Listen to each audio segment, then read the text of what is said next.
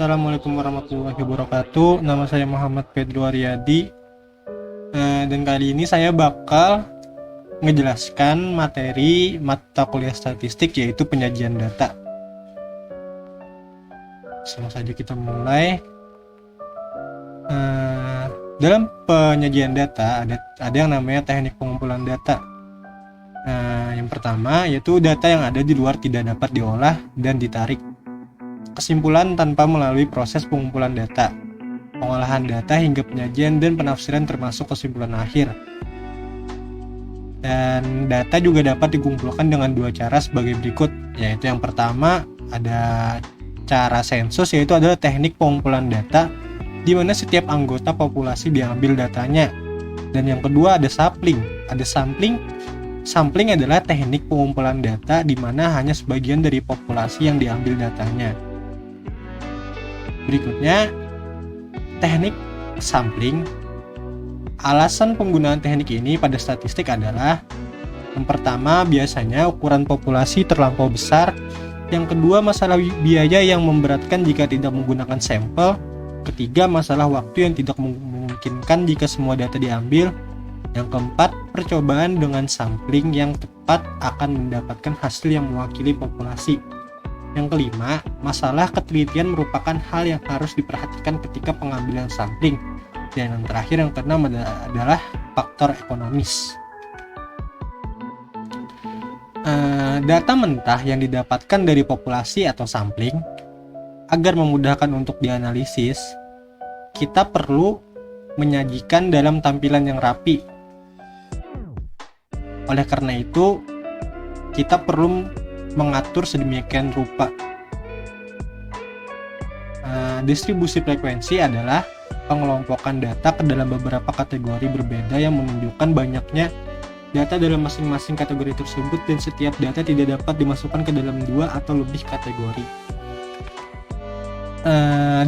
Distribusi frekuensi. Hal-hal yang harus diperhatikan dalam distribusi frekuensi adalah sebagai berikut. Yang pertama, untuk dapat menyusun tabel distribusi frekuensi harus tersedia data.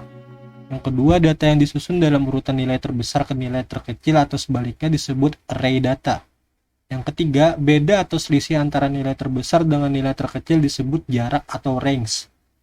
Dan keempat, jika array data dibagi ke dalam beberapa kelompok maka dinamakan kelas. Dan yang kelima, frekuensi adalah bilangan yang menyatakan banyaknya data dalam setiap kelas. Yang keenam, jarak antara masing-masing kelas disebut interval. Seperti yang bisa kita lihat di sini, yaitu bentuk umum tabel distribusi frekuensi adalah sebagai berikut. Di sini ada kelas, kategori, dan juga frekuensi atau banyakkah pemunculan pengamatan bisa dilihat di sini. Distribusi frekuensi numerikal, ada pembagian kelasnya terdiri dari angka secara kuantitatif. Distribusi frekuensi relatif, angka-angka frekuensinya tidak dinyatakan dalam angka absolut tetapi angka-angka relatif atau persentasi. Yang B, distribusi frekuensi kumulatif, terdiri dari distribusi frekuensi kurang dari dan atau lebih. Distribusi frekuensi kategoris, pembagian kelasnya berdasarkan kategori-kategori atau secara kualitatif. Di sini ada distribusi frekuensi relatif, usia mahasiswa S1 akuntansi, ada distribusi frekuensi kurang dari atau lebih, dan distribusi frekuensi usia responder yang bermain Pokemon Go. Bisa dilihat pada tabel di sini. Selanjutnya, penyajian data. Bentuk penyajian data secara umum terbagi menjadi dua, yaitu tabel dan grafik. Penyajian dalam bentuk tabel biasanya akan dibarengi dengan grafik untuk memperlihatkan perubahan data yang terjadi dari setiap periode. Sampai situ aja penjelasan saya tentang penyajian data. Terima kasih. Wassalamualaikum warahmatullahi wabarakatuh.